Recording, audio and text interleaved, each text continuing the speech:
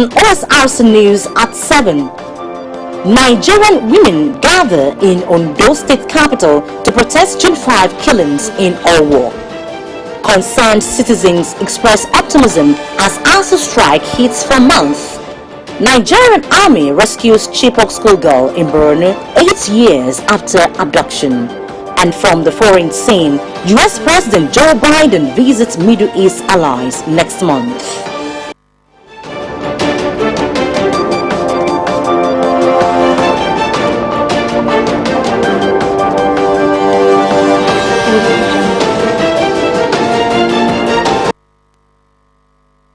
Thank you very much for joining us on the news tonight. I am Oyewumi Ayinigbara. Governor of Ondo State, Oluwarotimi Akeredolu, and Chairman of the Southwest Governors Forum has earned massive votes for the governorship candidate of the All Progressives Congress APC, Biodun Abayomi Oyebanji, ahead Saturday, June 18th governorship election in the state. Akeredolu, who joined his APC counterpart in Ado-Ekiti for the mega rally, said Ekiti State could not afford to be out the best seat in the political mainstream of the country. Government House correspondent Wahab Bankole says the APC presidential candidate in the 2023 general election, Asiwaju Bola Ahmed Tinubu, also attended the rally. Let's join our studios for the narration.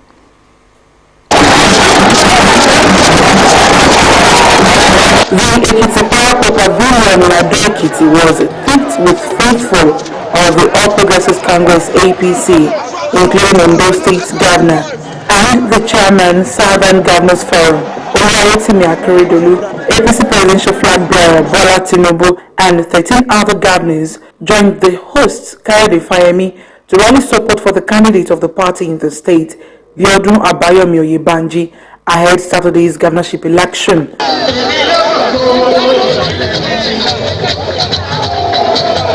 Governor Akeredolu thanked the people of Ekiti for their solidarity on the terror attack, urged them to sustain the impactful governance of Governor Fayemi by voting for the APC candidate.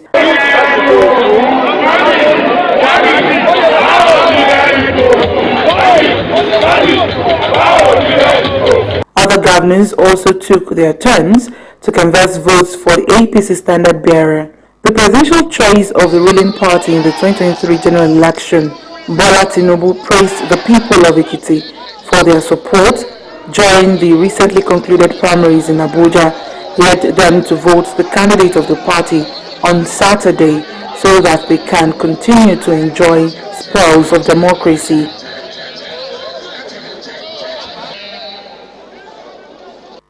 Candidates in Saturday's governorship election in Ekiti State have entered into a peace agreement.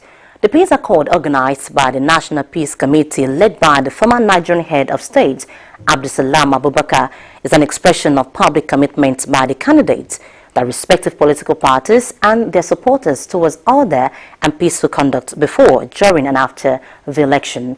Stakeholders hope the agreements reached by the candidates will go beyond mere declaration to concrete actions that will engender a process devoid of violence. In the meantime, the Catholic Bishop of Sokoto, Bishop Matthew Kuka, has called on political parties as well as their supporters to play by the rules in the coming Ekiti gubernatorial elections. Kuka made the call in Ekiti 3 days before the commencement of the governorship election in the state. According to him, the National Peace Committee, which is a convener, is committed to the peaceful conduct of the state as Ekiti people go to the polls on June 18. He, however, stated that the political actors will be held responsible should any violence break out during the course of the election. Away from Ekiti State election now, wife of Ondo State Governor Betty Anyanwu Akeredolu has described the killings in Owo on the 5th of this month inhuman.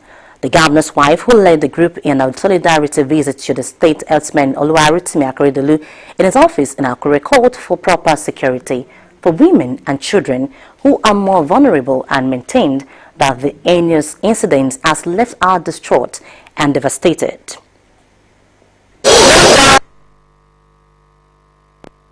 We have chosen this way to express our grief, to say our sense of huge personal loss, and to demand that the beings who featured over the vast labor of my loss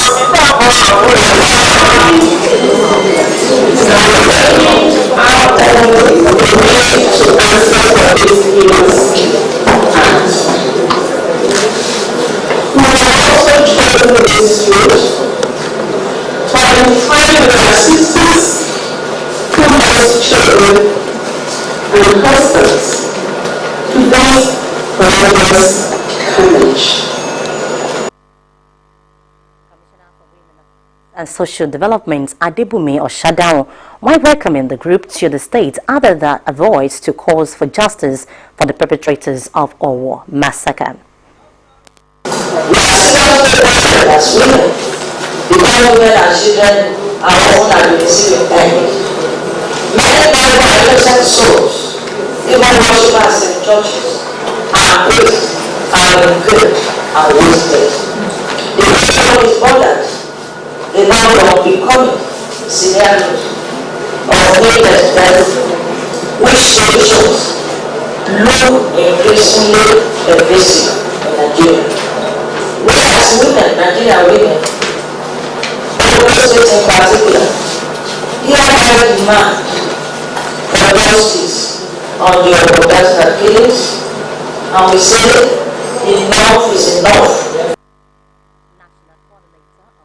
Manifesto, Dr. Abiola Akinyode Afolabi commended Governor Akeredolu on the strategies deployed in tackling insecurity in the state.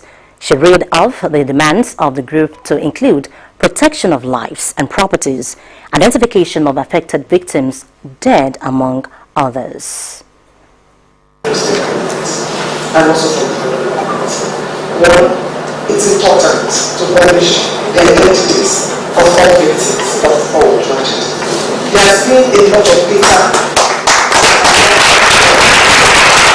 People say 40 people died, people say 21, some say 51.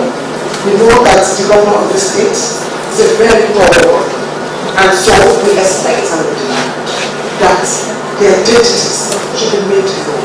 If there is a plane crash, there will be evidence that will show the identity of the people who died.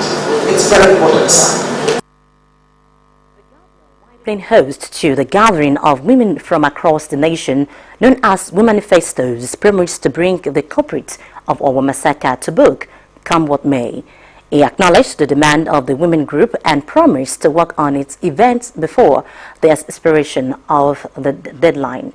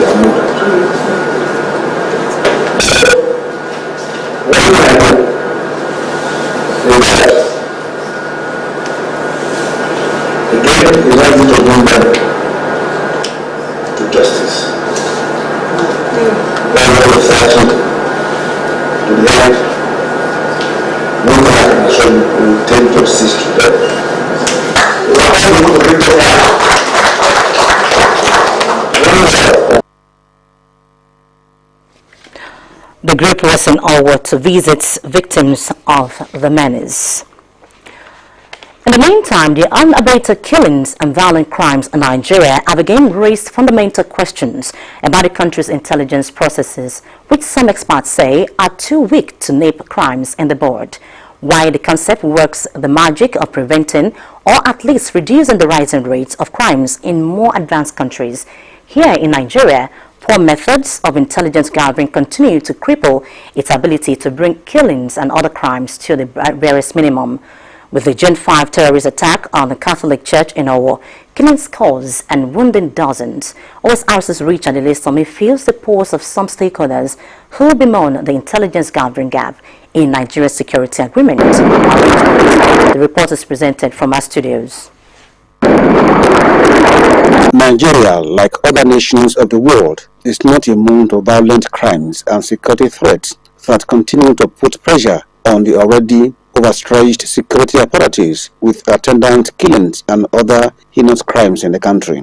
Just like other countries, Nigeria has relevant authorities tasked with gathering intelligence that will provide security agencies with detailed knowledge of crimes for possible prevention or reduction of their impact. However, recent hotspot of violence and threat rocking the very foundation of Nigeria and causing sleepless nights for Nigerians seem to question the proactiveness of Nigeria's intelligence agencies. The latest was the June 5 attack on a Catholic church in the ancient city of Owo, which left 40 dead and wounded dozens. Where is the intelligence gathering in our security system today? And this surely, if it's well done, can guide us against some of these attacks and give us victory over them. So I want to ask that while they equip and encourage all the security agencies, they must also do more work on intelligence gathering, and so that at the end we can overcome the present difficulty. The government has not really given enabling environment to our securities. Now look at the current or incessant killings and all that. You find out that even the unknown gunmen or the headsmen are more of firepower or more of greater capacity than our own security agency. So I think one of the reasons is because most of them are family members. Government are not giving opportunity for them to be secured also. Other respondents believe that security agencies may not be doing enough in the area of intelligence gathering due to a number of factors, emphasizing Nigeria's need to see protection of lives and property as a collective responsibility. I want to believe they have been doing it, except that it may not be adequate. Probably they need to scale up, they need to step up their information gathering so that can enable them nip any lapse in security before it even takes place. If we are at least a bit conscious, we will be able to give information. We are not saying that members of the public should start confronting armed robbers or they should start confronting bandits. What we are saying is that at least there is no smoke without fire. When you see some element that have not been seen, even if you have been seeing them, if you see the way that the people are doing things, please try as much as possible to inform at least one security agency or the other. A check of fatal attacks and other violent crimes in the country revealed that they were carefully planned and carried out by perpetrators without assistance from security authorities. As it stands, there is no end in sight to the internal threats in the country, making it imperative for the security agencies to do more on intelligence gathering, which plays an important role in crime prevention. You're still watching Osrc News at 7. After the break, Nigerian Army rescues Chibok schoolgirl in Borno State 8 years after abduction. Details of this and more, please join us.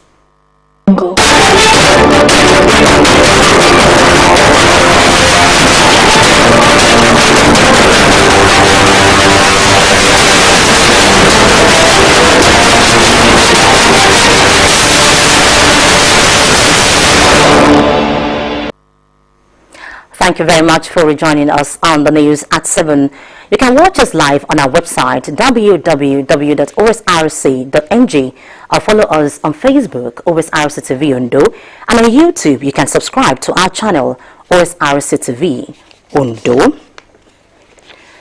Troops have found a lady believed to be one of the schoolgirls abducted by Boko Haram terrorists in Borno more than 8 years after they were kidnapped from the Chibok community in northeastern state. The Nigerian army identified the young lady as Mary. According to the army, Mary was found with her son by troops of 26th Task Force Brigade while on patrol around Goshe, a town in Borno State. Nigeria recorded one of its worst abductions on April 14, 2014, when Boko Haram insurgents invaded the government girls' secondary school in Chibok and abducted more than 200 students in the process. And suspected bandits who abducted 29 wedding guests on Saturday in Zamfara have demanded a ransom of 145 million naira.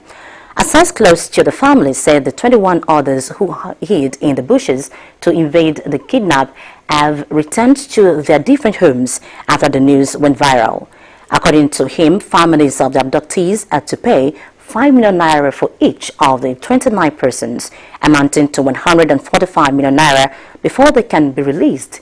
The 29 were abducted while returning from their colleagues at Tambuwal in Sokoto State.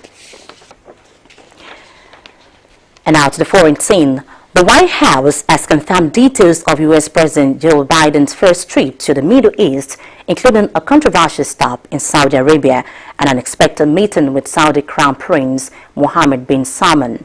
The Biden administration announced that the trip, which had previously been reported by U.S. media, would take place between the 13th and 16th of next month.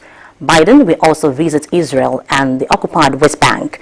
Richard Elisami has details. It was also the period before becoming president to isolate the Kingdom of Saudi Arabia.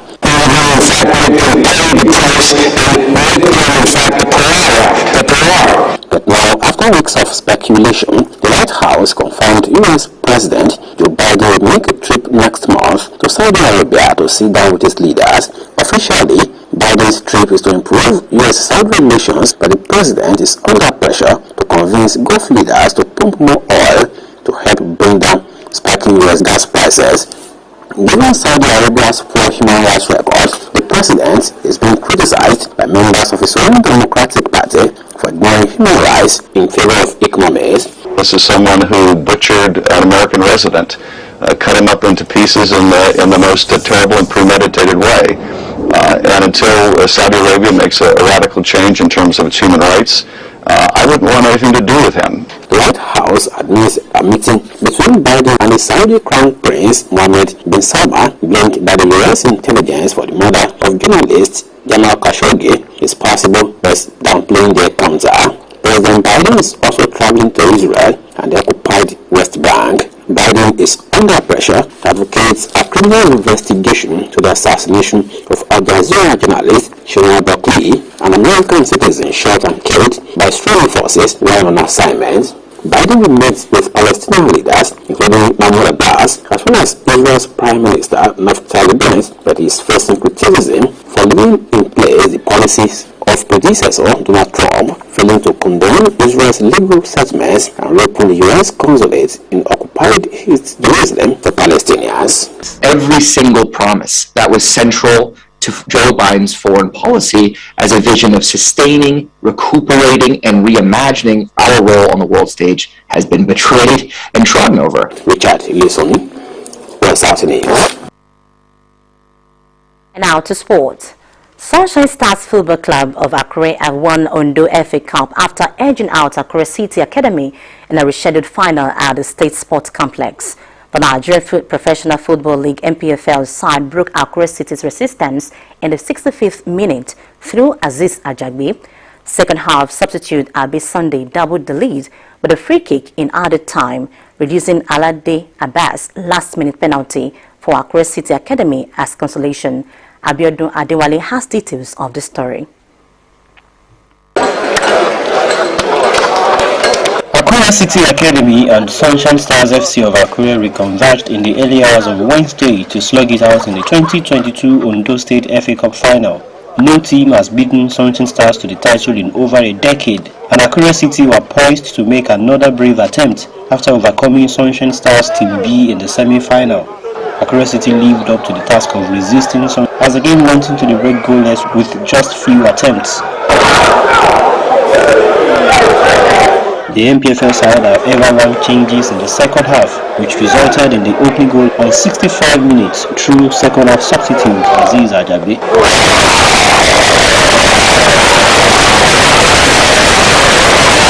With 3 minutes left on the clock, 15 Stars captain Sunday Abe doubled the lead with a free kick.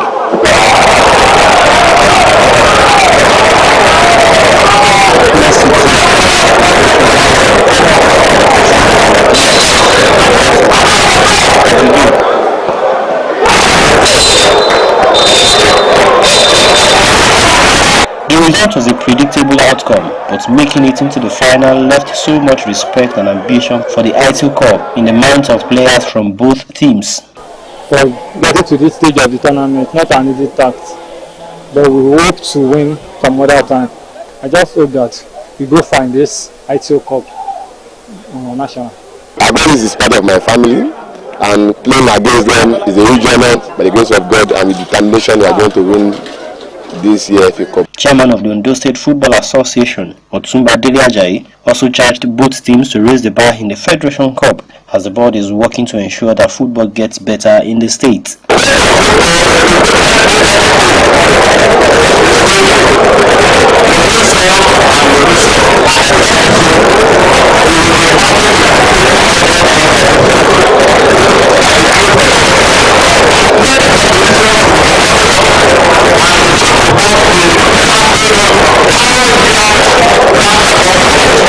With 5 games left in the MPFL, Sunshine Stars will hope to go one better in the Federation Cup this year after losing in the semi-final last season. OSRC News. And that concludes the news tonight, but before we go, a quick look at the top stories. We told you in the news the Nigerian women have gathered in Ondo State's capital to protest the killings at a Catholic church in Owo. Nigerian army troops have rescued a Chibok schoolgirl found in Borno 8 years after abduction. And from the foreign scene, U.S. President Joe Biden is set to visit the country's Middle East allies next month. And that's the news tonight. Thank you very much for your time. Good evening.